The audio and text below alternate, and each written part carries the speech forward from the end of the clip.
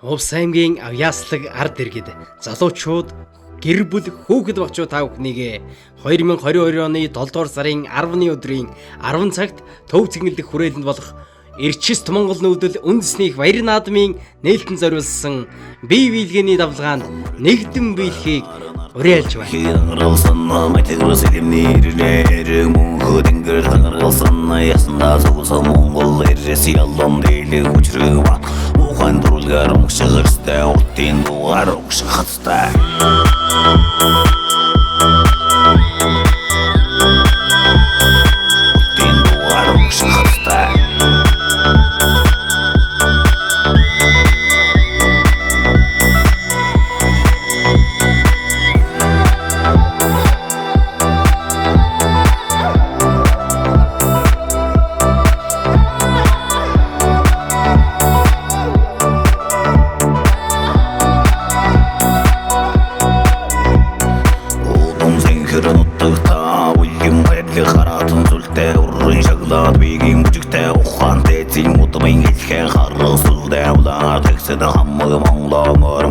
Дэлхийн дайны номлон гисэд дээрэн багтаад өмөр зуртан гүт